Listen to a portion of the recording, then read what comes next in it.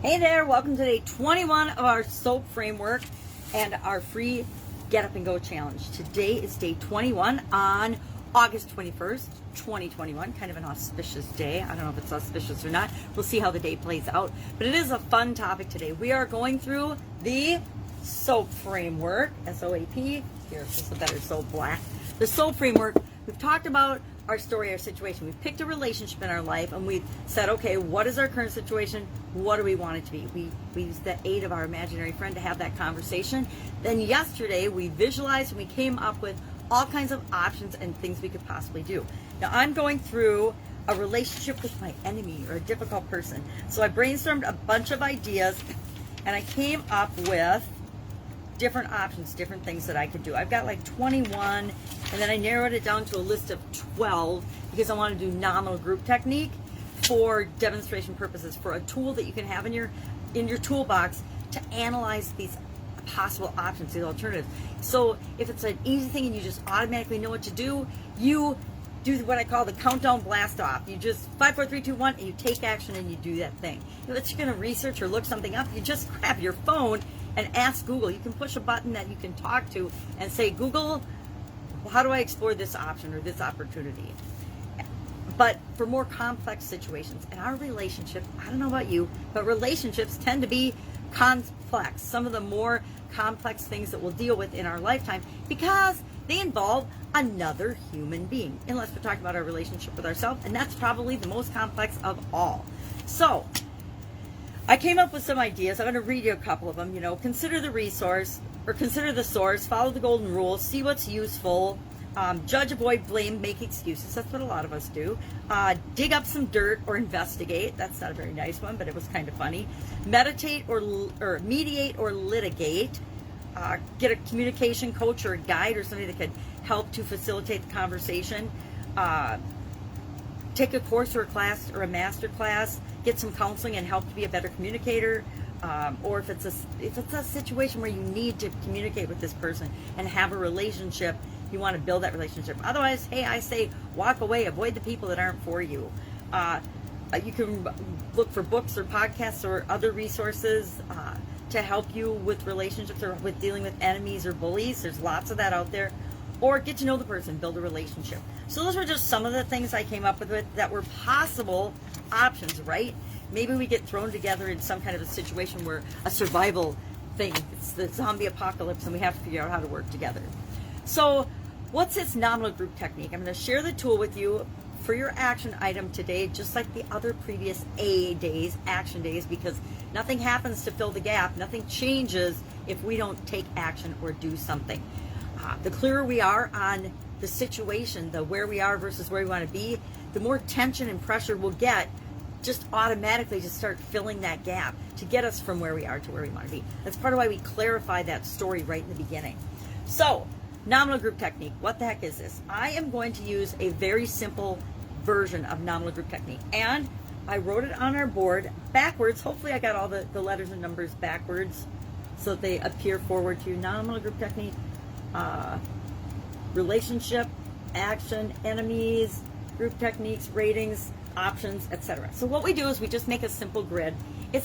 What I love about nominal group technique is you can do it. It's a great team type of, or more than one person type voting technique that takes the personalities out of it.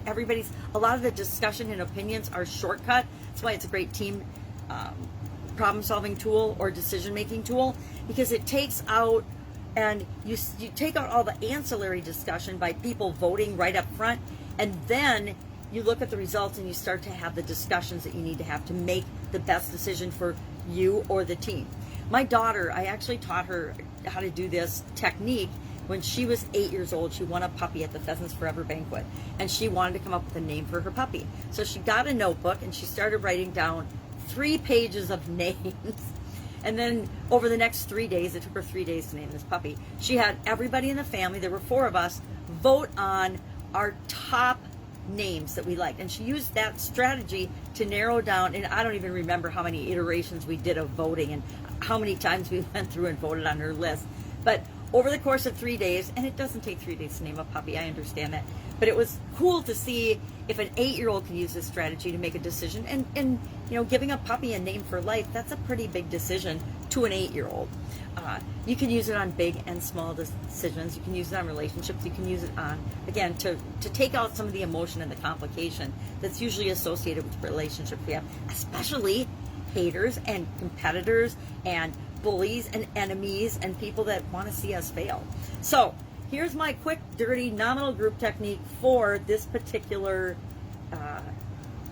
action item to make a decision. So seek to understand, not about me, dig up the dirt, forget it, and then learn NLP. And I put forget it because there's some people that are enemies we just don't have to engage with. And I find it's easier to not engage than to engage with people, because you're probably not going to change their mind unless it's a situation like work or job or significant other that you got to figure out how you're going to cohabitate or co-create in the planet.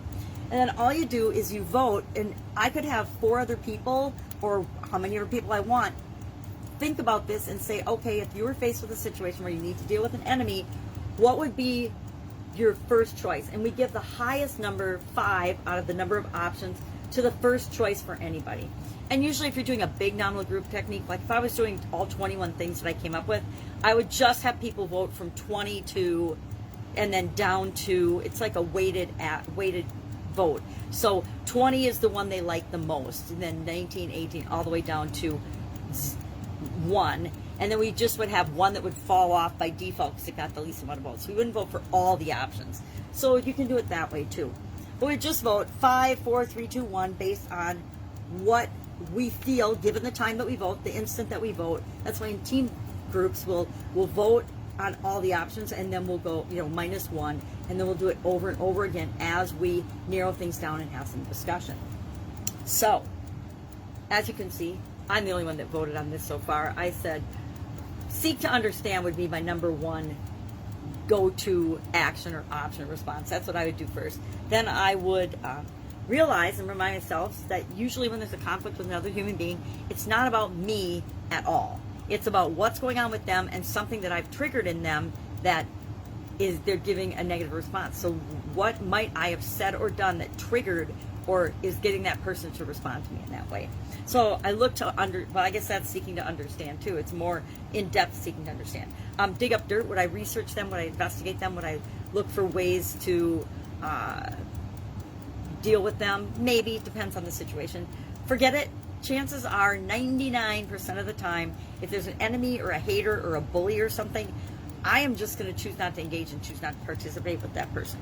Now, there will be that 1 to 3 to 10% of the time when I need to stand up for myself or people I love and care about or my business or a student or a client, and I will take that on. I won't forget about it. I'll take that on and I'll deal with that situation head on. And then learn NLP. I just threw that one on there because that is a neuro-linguistic programming is a way to improve communication, and it would take me a long time probably to learn because I've never learned it or studied it, but that would be an option as well. So nominal group technique is just a way to rate your different options to help you more clearly understand and make a decision what you want to do right now, so that you can use the countdown mechanism and say, okay, 5, 4, 3, 2, 1, I'm going to seek to understand. I can do that right now. I can start looking into the situation, looking into the person more clearly, and understanding where they're coming from and what's going on with the dynamic that they are my enemy or my hater. I also did this with a relationship with my sisters. You can see this is a little bit more complicated nominal group technique. We had 9 options. We actually had 10, and I took 9, 8, 7, 6, 5, 4, 3, 2, 1 and voted on the different possible options. It's very messy, but that just goes to show you I do this all the time. I don't do it on yes or no things, where am I going to go eat, simple decisions, but I use it on more complicated decisions. That's it. Go out, do the nominal group technique on your options. Pick an option, take action today. Share in the comments below the action you took. Any questions, ask, and I will be with you tomorrow. That's my 10-minute timer. Have a great day. Bye.